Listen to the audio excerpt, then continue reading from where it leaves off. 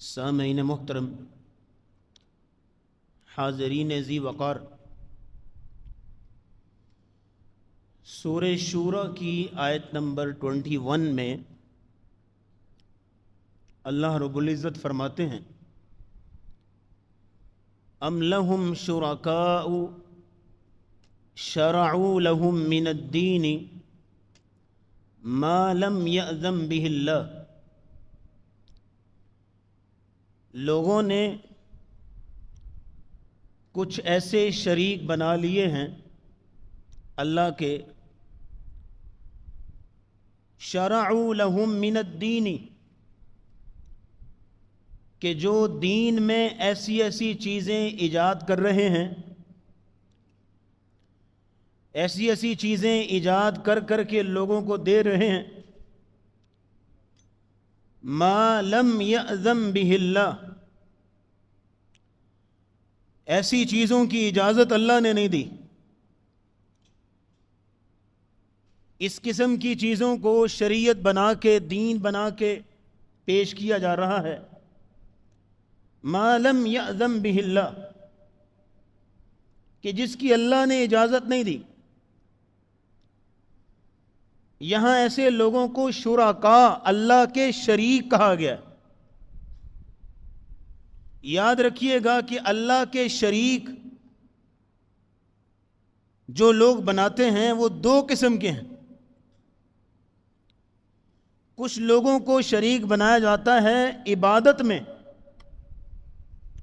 ان کی پوجا کی جاتی ہے، ان کے آگے سجدے کیے جاتے ہیں، ان سے دعائیں مانگی جاتی ہیں، ان کو مدد کرنے والا، مشکلیں ٹالنے والا سمجھا جاتا ہے۔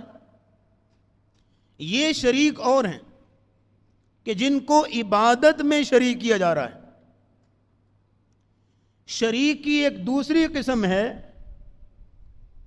کہ جو اللہ رب العزت کے احکامات کو چھوڑ کر ان کی آراء کو اور ان کی بنائی ہوئی چیزوں کو قبول کیا جاتا ہے۔ یہ ہے شرک فی الحکم۔ پہلا ہے شرک فی العبادت۔ یہ پوجا پاٹ میں کسی کو اللہ کے مقابلے میں لا کے کھڑا کر دیا، اس کی عبادت کی، یہ شرک فی العبادت ہے۔ شرک فی الحکم یہ ہے کہ اس کی پوجا تو نہیں کرتے، اس کی آگے سجدہ تو نہیں کرتے، لیکن اللہ کی احکامات اور تعلیمات کو پیچھے کر کے اس کی بنائی ہوئی رسموں کو قبول کیا جاتا ہے، ان کے فلسفوں پر ایمان لایا جاتا ہے، ان کے نظریات کو دین کا نام دیا جاتا ہے۔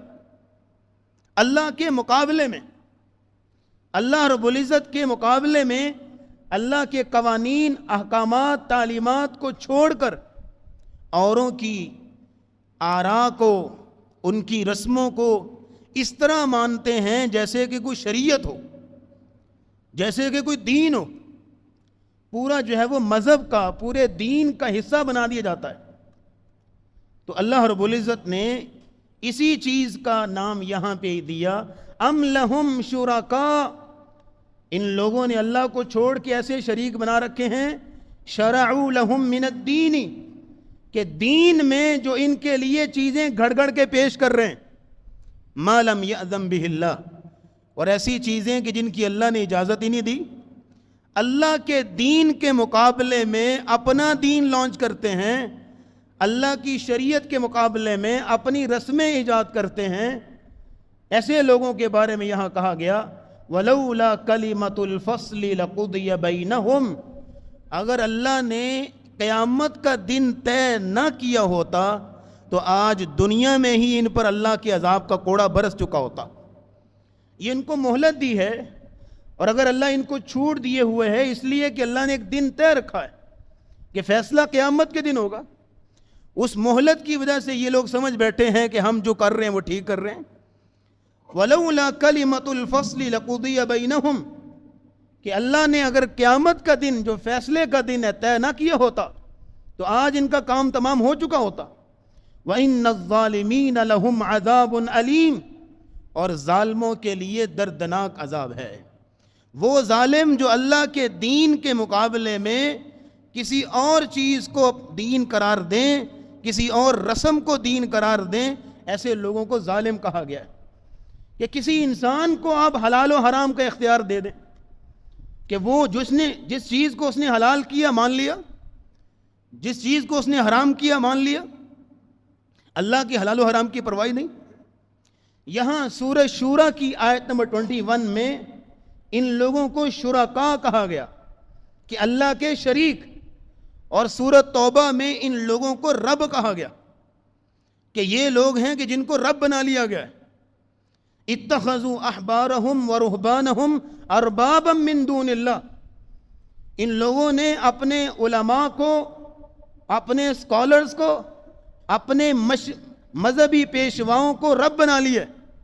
عدی بن حاتم رضی اللہ تعالیٰ نے پوچھنے لگے، یا رسول اللہ صلی اللہ تعالیٰ علیہ وسلم، یہ قرآن کہہ رہا ہے کہ انہوں نے رب بنا لیا ہوا ہے، رب تو نہیں کہتے، اپنے مذہبی پیشواؤں کو رب تو نہیں کہتے، قرآن کہہ رہا ہے کہ رب بنا لیا ہوا ہے۔ تو نبی اسلام نے جو جواب دیا آپ سارے جانتے ہیں، اس کا مفہوم کیا ہے کہ جو شخص حلال و حرام کا اختیار جو اللہ کا ہے کسی انسان کو دے دے اللہ کے مقابلے میں، تو اس کو رب نہیں بنایا تو اور کیا کیا ہے؟ اللہ نے ایک چیز کو حرام کیا ہے، اس کے مذہبی پیشوا نے اس کو حلال کر دیا، یہ اسی کو لیے پھرتا ہے؟ اللہ کے قانون کی، اللہ کے ضابطے کی، اللہ کے حکم کی پرواہ نہیں۔ تو اللہ کے حکم کے مقابلے میں، اللہ کے اصول کے مقابلے میں اس نے اپنے مذہبی پیشوا کا فتویٰ قبول کیا، اس کی رائے کو قبول کیا، تو اس نے اللہ کو چھوڑ کے اس کو رب بنا لیا۔ یہ چھوٹی بات ہے کوئی؟ اسی چیز کو یہاں بیان کیا گیا، فرمایا کہ ام لہم شرکاء شرعوا لہم من الدین ما لم یأذن بہ اللہ، کہ دین اور شریعت سازی کا اختیار کس کے پاس ہے؟ صرف اللہ کے پاس۔ شریعت سازی کا اختیار کسی اور کے پاس نہیں سوائے اللہ کے، صرف اور صرف اللہ۔ ہمارے نبی صلی اللہ علیہ وسلم کے پاس بھی شریعت سازی کا اختیار نہیں تھا۔ سورۃ تحریم کی پہلی آیت کیا کہہ رہی ہے؟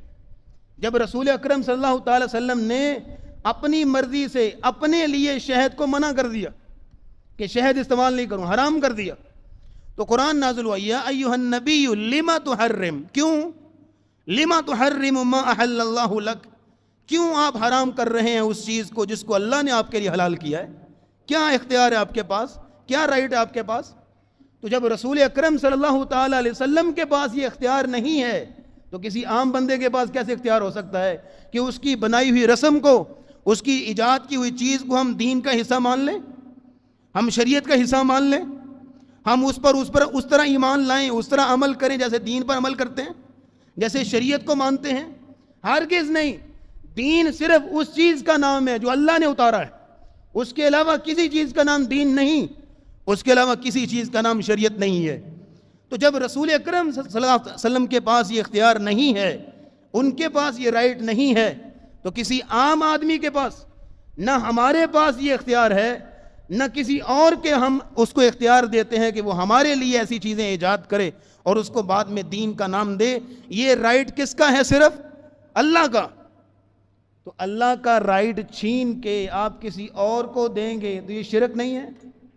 یہ اللہ کے مقابلے میں اس کو رب نہیں بنایا جا رہا کہ وہ ایسی چیز کو لانچ کر رہا ہے، نظر آ رہا ہے ایسی چیز کو لانچ کر رہا ہے جو دین کا حصہ نہیں، جو شریعت کا حصہ نہیں، اور ہم اس کو اسی طرح مانتے رہیں، عقیدہ بناتے رہیں جس طرح کہ اللہ نے قرآن میں کوئی چیز اتاری ہو، یا یہ ہے کہ دین کا حصہ بنایا گیا ہو، اس طرح اس کو مانیں، تو یہ کہاں بات پہنچتی ہے؟ یہ بات بالکل واضح ہے۔ اس لیے فرمایا ام لہم شرکاء شرعوا لہم من الدین ما لم یأذن بہ اللہ۔ اب یہاں پہ آپ نے یہ بات نوٹ کر لی کہ جن لوگوں کو ہم نے یہ اختیار دیا کہ اللہ کے مقابلے میں حلال و حرام وہ بیان کر سکتے ہیں، اللہ کے مقابلے میں اصول ضابطے بیان کر سکتے ہیں، جن کو ہم نے اختیار دیا ان کو رب کہا گیا، ان کو شرکاء کہا گیا اللہ کے مقابلے میں۔ تو وہ کام جو ایجاد کیا گیا اس کو کیا کہتے ہیں؟ بدعت۔ جو کام ایجاد ہوا اس کو کیا کہتے ہیں؟ بدعت۔ ہر وہ کام جو دین میں نیا شروع کیا جائے اور اس کو اجر و ثواب، عبادت کا درجہ دیا جائے، مذہب کا درجہ دیا جائے، شریعت کا ایک پورا اصول بنا دیا جائے، وہ بدعت ہے۔ اور بدعت کی ڈیفینیشن اکثر لوگوں کو سمجھ نہیں آتی۔ اور بڑی غلط فہمی کا شکار ہوتے ہیں.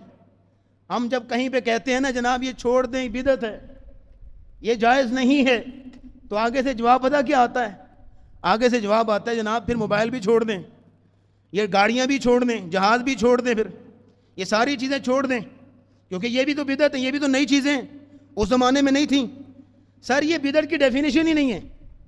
اگر آپ بدعت کی ڈیفینیشن یہ لے رہے ہیں کہ جو چیز اس زمانے میں نہیں تھی اب ہے تو وہ بدعت ہے, تو پھر آپ بھی بدعت ہوئے کہ آپ بھی اس زمانے میں نہیں تھے. آپ بھی اس زمانے میں نہیں تھے نا, آپ بھی بدعت ہوئے. یہ ڈیفینیشن نہیں ہے بدعت کی.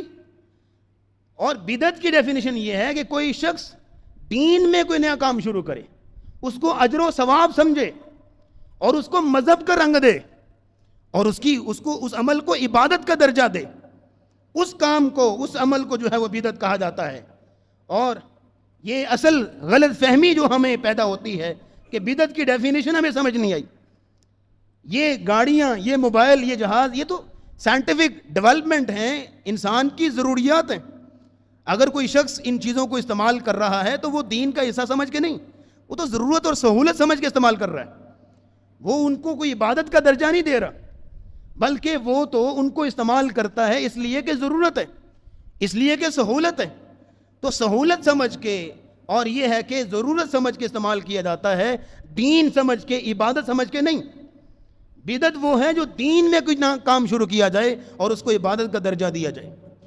اچھا, اگر اس بات کا ہم جواب دیتے ہیں تو ایک سوال اور آتا ہے, ایک اور لاجک پیش کیا جاتا ہے, اور وہ کہا جاتا ہے کہ جناب رسول اللہ صلی اللہ علیہ وسلم کے زمانے میں قرآن پر اعراب نہیں لگے ہوئے تھے, آج اعراب لگے ہوئے ہیں, تو اعراب تو بدعت ہوا نا, پھر تو سارے اعراب لگا رہے ہیں. سر رسول اللہ صلی اللہ علیہ وسلم کے زمانے میں جو اعراب پڑھے جاتے تھے نا, وہی اعراب لکھے گئے ہیں, کوئی نئی چیز کوئی نہیں ہے. اب پڑھے ہیں ذرا, الحمدللہ رب العالمین, تو آپ نے جب پڑھا تو ہاں پر زبر پڑھی گئی, میم پر جزم پڑھا گیا, دال پہ پیش پڑھی گئی, تو الحمد بنا. تو اسی پڑھی ہوئی رسول اللہ کی چیز کو ہم نے لکھ دیا ہے. کیوں؟ اجمیوں کی سہولت کے لیے, کیونکہ اجمیوں کو تو پڑھنے نہیں آتا نا قرآن. عربی لوگ تو سمجھ جاتے ہیں, بغیر اعراب کے پڑھ لیتے ہیں. اور ہمارے اجمیوں کے بھی وہ لوگ جو پورا ایک درس نظامی کا کورس کرتے ہیں اور گرامر پوری پڑھتے ہیں, وہ بھی ان کے سامنے بھی کتاب لے آئے بغیر اعراب کے, وہ پڑھ لیتے ہیں کیا لکھا ہوا ہے. یہ تو اجمیوں کی سہولت اور ضرورت کے لیے اعراب لگائے گئے, یہ بدعت نہیں ہے. اگر آپ اس چیز کا جواب دے لیتے ہیں تو ایک اور لاجک پیش ہوتا ہے. یہ ذرا ساری باتیں ایسی ہیں جو ہمارے معاشرے میں عام ہیں, اور یہ ہے کہ لوگوں کو کنفیوز کیا جاتا ہے اور لوگوں کو مشتبہ امور میں ڈالا جاتا ہے. ایک اور لاجک پیش کیا جاتا ہے, اچھا جی جو مسجد کا مینار ہے, مینار تو اس زمانے میں نہیں تھے, آج کے زمانے میں مینار کیوں ہیں؟ تو بھائی جو جس نے مینار بنایا اس نے عبادت سمجھ کے نہیں بنایا, دین کا حصہ سمجھ کے نہیں بنایا, وہ تو ضرورت سمجھ کے بنایا کہ جتنا اونچا مینار ہوگا اذان کی آواز اتنی دور جائے گی. اور پھر یہ ہے کہ کسی زمانے میں مسجدیں اور لوگوں کے گھر سیم ہوتے تھے, ایک ہی نقشے کے, تو مسجد کو پورے گاؤں کے گھروں سے ممتاز کرنے کے لیے مسجد کے جو ہے وہ کمرے کے اوپر مینار بنا دیا جاتا ہے کہ پتہ چلے یہ کسی کا گھر نہیں مسجد ہے. اور پھر یہ ہے کہ حدیث میں آتا ہے حضرت عیسیٰ علیہ السلام دمشق کی جامع مسجد کے کہاں اتریں گے؟ بولیے ذرا, مینار پہ. تو حدیث میں ذکر تو آ گیا. اس لیے اس طرح کی باتیں کر کے آپ لوگوں کو گمراہ کرنے کی کوشش نہ کریں. جو حقیقی دین رسول اللہ نے ہم تک پہنچایا ہے وہ لوگوں تک پہنچائیں. اپنے کسی بدعتی کام کو جسٹیفائی کرنے کے لیے اس طرح کے لاجک پیش کریں گے. اور پھر ایک اور آخری بات سن لیں, اس زمن میں اگر آپ سارے لاجک کا جواب دے لیتے ہیں, جو اور بھی تھے, وقت کام میں آگے بھی جانا ہے, ایک لاجک یہ پیش کیا جاتا ہے اپنے بدعتی کام کو جسٹیفائی کرنے کے لیے, آگے سے کہتے ہیں جناب منع دکھائیں, منع کہاں لکھا ہے, کہاں پہ منع ہے یہ کام. اور بھائی کام عبادت میں ثبوت چاہیے ہوتا ہے. اگر میں یہاں پہ کو کہوں کہ یہ عمل کیا کرو تو آپ مجھ سے پوچھئے کہ ثبوت کہاں ہے, رسول اللہ نے کام کیا کہ نہیں کیا. لیکن اگر کوئی کام کرنے کو نہیں کہا جا رہا تو اس کی منع کی دلیل کوئی نہیں. سوال ہوتا ہے ثبوت کا, ممانعت کا نہیں.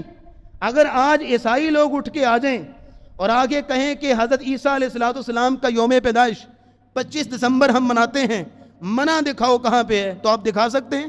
نہیں دکھا سکتے. اسی طرح اگر کسی کی اذان میں اشہد ان محمد رسول اللہ کے بعد کچھ کلمات زیادہ ہیں، وہ آگے کہیں جی منع دکھائیں کہاں پہ ہے؟ آپ دکھا سکتے ہیں؟ نہیں دکھا سکتے نا.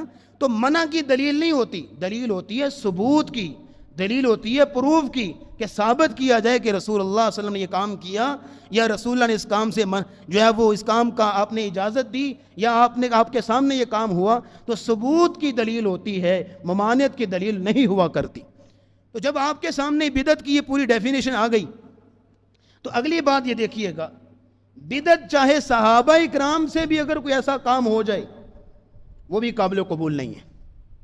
3 صحابی رسول اللہ صلی اللہ علیہ وسلم کے گھروں میں گئے، ازواج مطہرات سے رسول اللہ کی عبادت کی روٹین پوچھی کہ آپ علیہ الصلوۃ والسلام کیسے عبادت کرتے تھے، عبادت کی روٹین کیا تھی.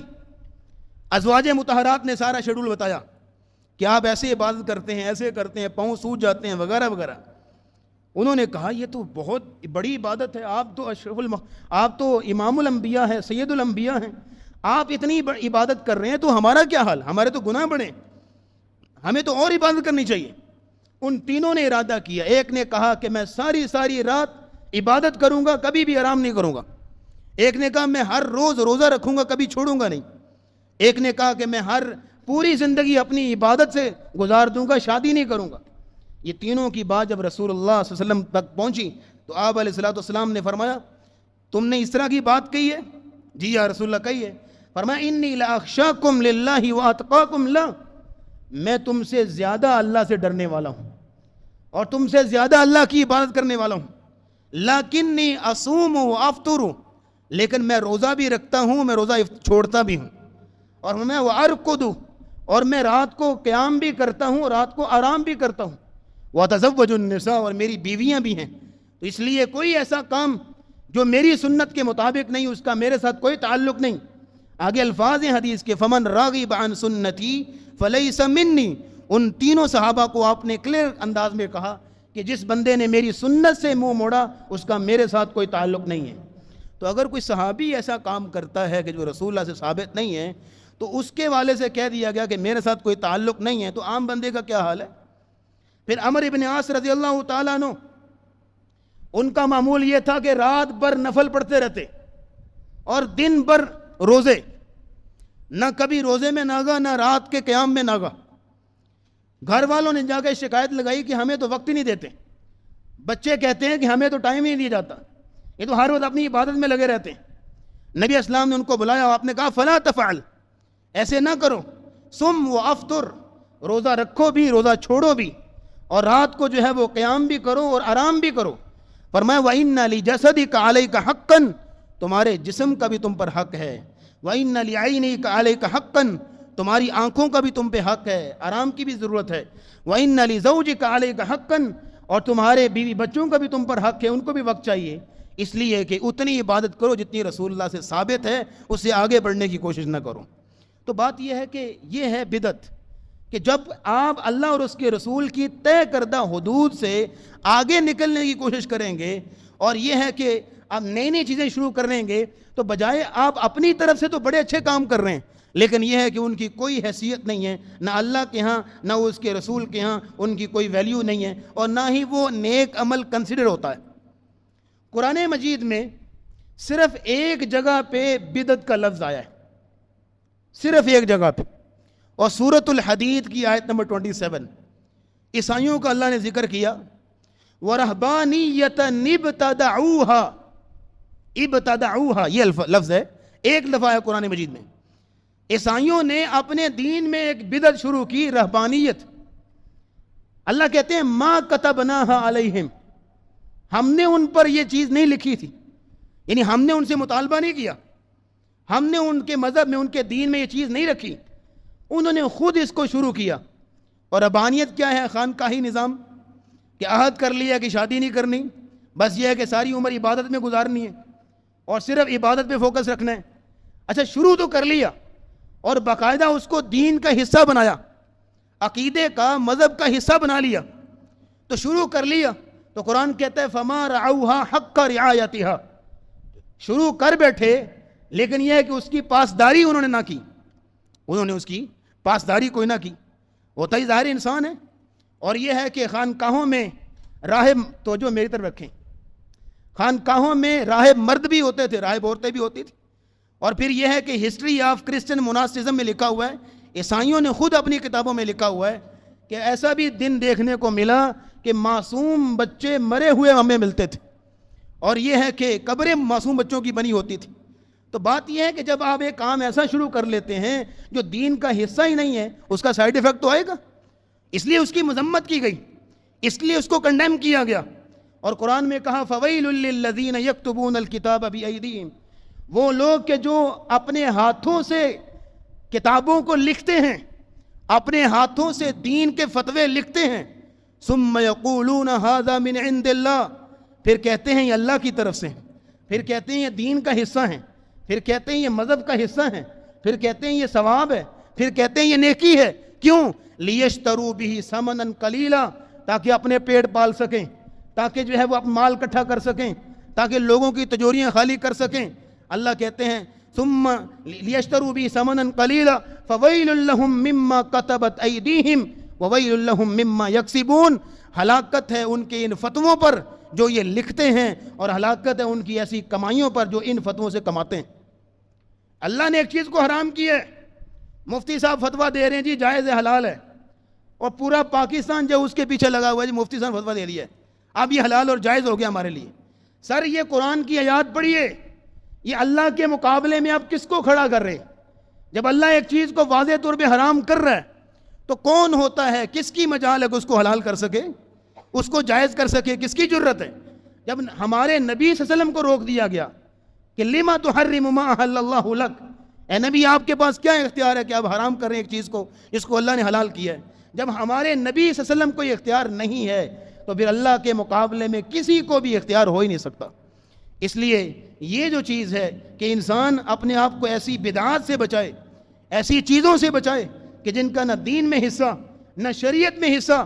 اور اس لیے کہ ہر قسم کا ایسا کام جو دین میں نیا شروع کیا گیا اس کو واضح طور پہ الفاظ رسول اللہ کے خطبہ کے، رسول اللہ خطبہ میں اپنا واعظ اور نصیحت بعد میں کرتے تھے، پہلے ایک ڈسکلیمر دیتے تھے لوگوں کو.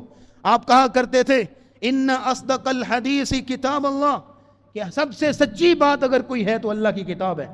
وخیر الہدی ہدی محمد صلی اللہ تعالی علیہ وسلم، اور سب سے بہتر اگر کوئی رہنمائی ہے، سب سے بہتر اگر کوئی سنت ہے تو رسول اللہ صلی اللہ علیہ وسلم کی سنت ہے. وشر الامور محدثاتها، سب سے بدترین اگر کوئی کام ہو سکتا ہے دنیا میں، زندگی میں، تو وہ کام ہے کہ جو کوئی انسان جو ہے وہ دین کے اندر شامل کرے، نیا ایجاد کرے، اللہ کے احکامات کے مقابلے میں لے کے آئے. اور فرمایا وَكُلُّ مُحْدَثَةٍ بِدْعَةٍ، ہر قسم کا نیا کام بدعت ہے. وَكُلُّ بِدْعَةٍ ضَلَالَةٍ، اور ہر قسم کی بدعت گمراہی ہے. وَكُلُّ ضَلَالَةٍ فِي النَّارِ، اور ہر قسم کی یہ گمراہی اور بدعت انسان کو جہنم میں لے جائے گی. ہر قسم کی بدعت. آج تو ہم نے تقسیمیں بھی بنا لی نا، بدعت حسنہ اور بدعت سیئہ، کہ جناب یہ اچھی بدعت ہے اور یہ بری بدعت ہے، اس میں کوئی مسئلہ نہیں ہے، اور اس میں ذرا مسئلہ ہے. یہ ہم نے تقسیم بھی خود ہی کر لی. رسول اللہ کے الفاظ وَكُلُّ بِدْعَةٍ ضَلَالَةٍ، ہر قسم کی بدعت دلالت، ہر قسم کی بدعت گمراہی ہے، ہر قسم کی. تو آپ نے تقسیمیں کہاں سے لے آئے؟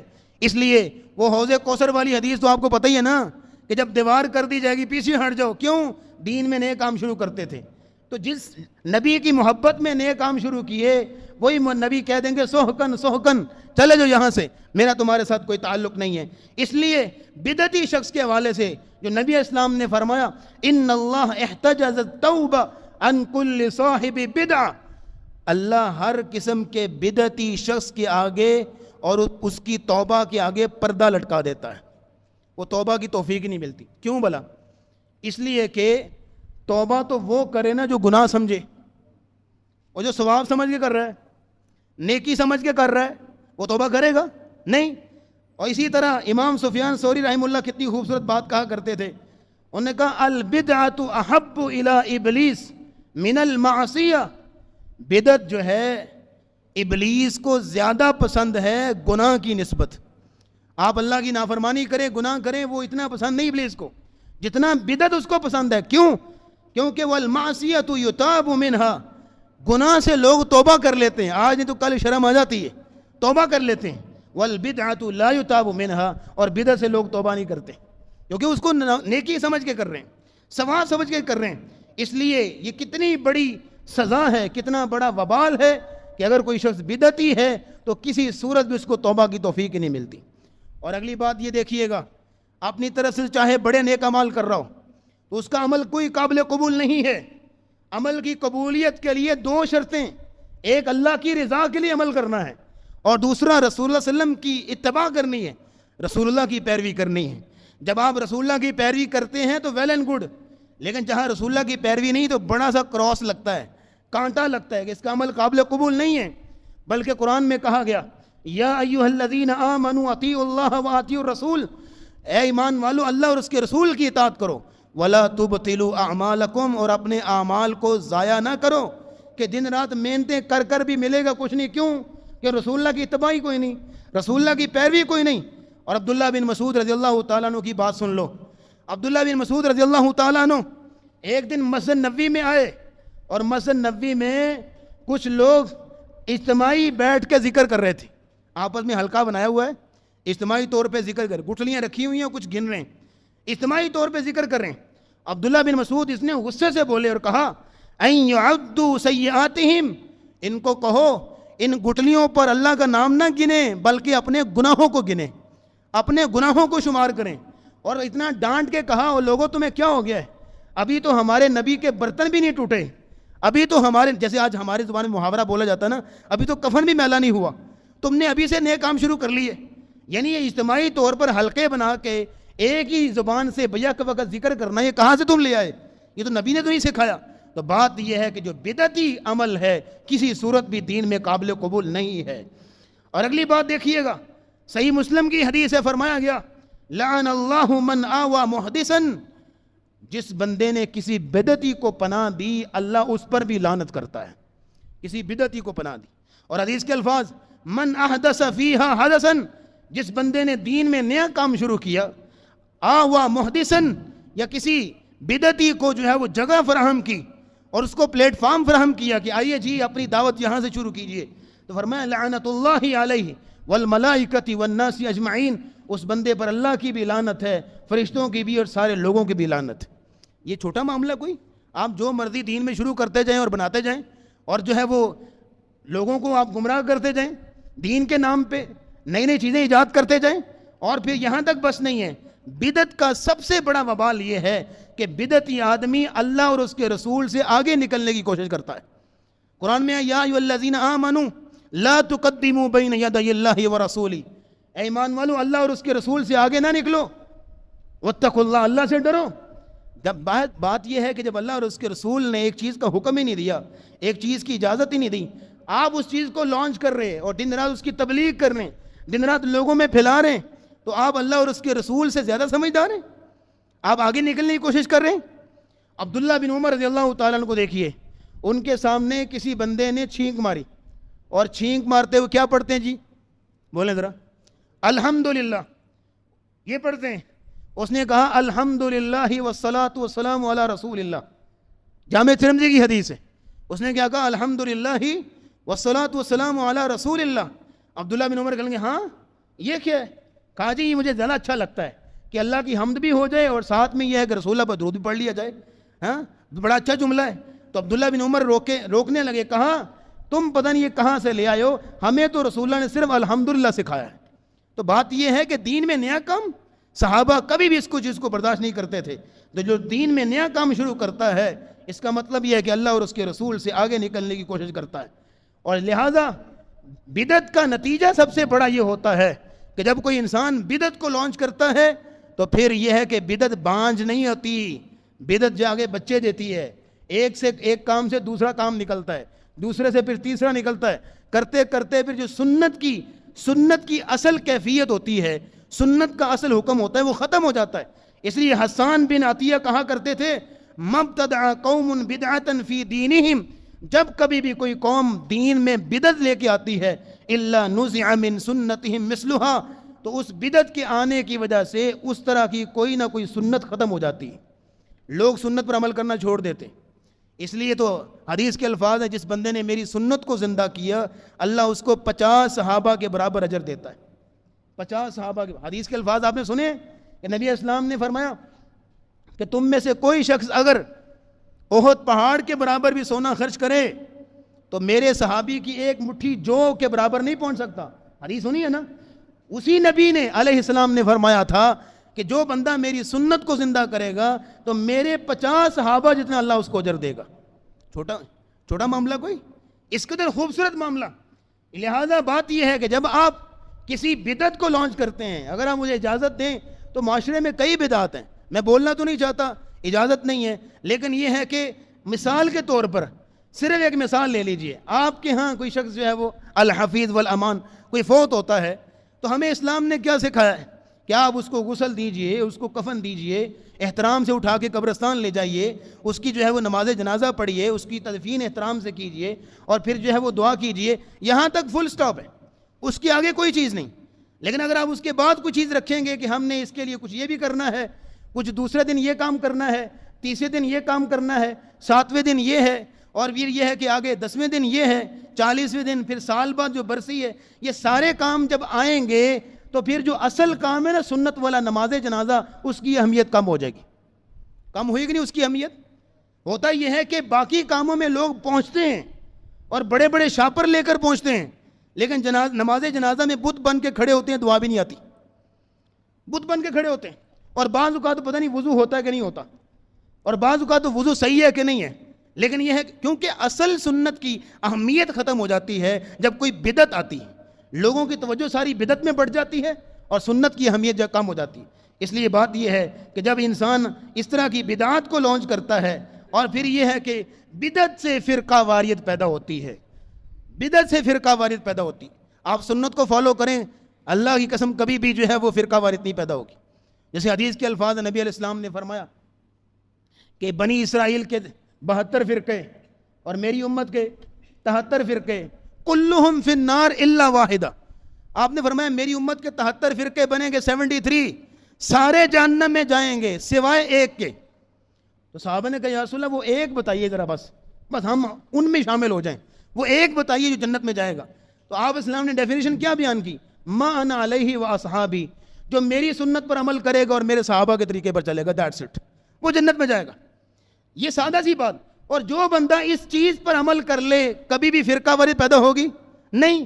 فرقہ واریت تبھی پیدا ہوتی ہے کہ ایک بندے نے کوئی چیز لانچ کرنی ہے, دوسرے نے کوئی چیز لانچ کرنی ہے, وہ اپنی اپنی نظریات اپنی اپنی چیزیں لانچ کرنے میں لگے ہوئے ہیں اور سنت بیچ میں رہ جاتی, جبکہ اصل چیز سنت ہے. اور آج اگر کوئی شخص بدعت لانچ کرتا ہے تو کیوں کرتا ہے؟ رسول اللہ کی محبت میں. کیوں بھی ایسے نا, رسول اللہ کی محبت میں, رسول اللہ کی عقیدت میں. عقیدت میں آ کے عقیدہ خراب. عیسائیوں نے حضرت عیسیٰ علیہ السلام کو اللہ کا بیٹا کہا, نفرت میں کہا یا محبت میں؟ محبت میں. یہودیوں نے عزیر اسلام کو اللہ کا بیٹا کہا, محبت میں. تو جب محبت کوئی اصول نہیں ہے, محبت کوئی اصول نہیں ہے, اصول کیا ہے؟ نبی اسلام نے فرمایا من احب سنتی فقد احبنی, جس نے میری سنت سے محبت کی اس نے میرے ساتھ محبت کی. اصول یہ ہے, محبت کوئی اصول نہیں ہے, عقیدت کوئی اصول نہیں ہے. عقیدت میں آ کے تو آپ جو مرضی کرتے جائیں گے, جس چیز کو مرضی آپ دین کا حصہ بناتے جائیں گے, وہ تو کوئی اصول نہ ہوا. اصول ہے رسول اللہ علیہ وسلم کی سنت کی پیروی. تو کس کی تو خوبصورت بات ہے, مشکات کی حدیث ہے, من احب سنتی فقد احبنی, جس بندے نے میری سنت کو سینے سے لگایا, میری سنت پر عمل کیا, اس نے میرے ساتھ جو ہے وہ محبت کی. اور فرمایا کہ ومن احبنی کان معی فی الجنہ, اور جس نے میرے ساتھ اس طرح کی محبت کی کہ میری سنت پر عمل کرتا ہے وہ میرے ساتھ جنت میں جائے گا. کہ میری سنت پر عمل کرتا ہے, میری سنت سے محبت کرتا ہے. اس لیے صرف دعوے نہیں سر, آخری بات یہ ہے کہ صرف دعوے نہیں, صرف نعرے نہیں کہ غلامی رسول میں موت بھی قبول ہے, ہاں حرمت رسول پر جان بھی قربان ہے. صرف جان قربان ہے, خواہشات نفس کوئی قربان نہیں, صرف جان قربان ہے, خواہشات نفس نہیں, دنیاوی مفاد نہیں. اور بات یہ ہے کہ ہمارے ہاں صرف یہ بدعات اس لیے آئی ہیں کیونکہ ہم نے صرف دین کو عبادات تک رکھا, دین کو ہم باہر لے کر گئے نہیں, اپنی مارکیٹ میں, بازار میں, کاروبار میں دین کو لائے نہیں, ایوان میں, عدالت میں, سیاست میں دین کو لائے نہیں. دین کو کہاں رکھا؟ صرف مسجد میں. اب اس کا نتیجہ کیا نکلا کہ مسجد میں 2 لوگ لڑے ہوتے ہیں, ایک کہتا ہے رفع دین کرنا چاہیے, ایک کہتا ہے نہیں کرنا چاہیے. ایک کہتا ہے پاؤں کے ساتھ پاؤں ملانا چاہیے، دوسرا کہتا ہے نہیں ملانا چاہیے. مسجد میں دونوں لڑ رہے ہوتے ہیں اور وہی دونوں کاروبار میں سود لے رہے ہوتے ہیں، وہاں کوئی لڑائی نہیں ہوتی، وہاں کوئی لڑائی نہیں ہوتی. وہی دونوں کاروبار میں سود لے رہے ہیں، سارا کچھ کر رہے ہیں، وہاں کوئی لڑائی نہیں. لڑائی کہاں ہو رہی ہوتی ہے؟ مسجد میں. بات یہ ہے کہ جب آپ دین کو صرف عبادات تک رکھیں گے، دین صرف عبادات کا نام نہیں، دین تو یہ ہے کہ معاملات کا بھی نام دین ہے، کاروبار کا بھی نام دین ہے، تجارت بھی جو ہے وہ دین کے اصولوں پر، حکومت بھی دین کے اصولوں پر، عدالت بھی دین کے اصولوں پر. جب آپ اس تھیم کو لے کر چلیں گے تو پھر آپ بدعات سے بچیں گے، سنت پر عمل کریں گے. جب آپ ٹریک سے نیچے اتریں گے پھر آگے گمراہی ہے، بربادی ہے. بہرحال دعا یہ کرنی چاہیے اللہ ہمیں سنت پر عمل پیرا ہونے کی توفیق عطا فرمائے. وآخر دعوانا الحمدللہ رب العالمین.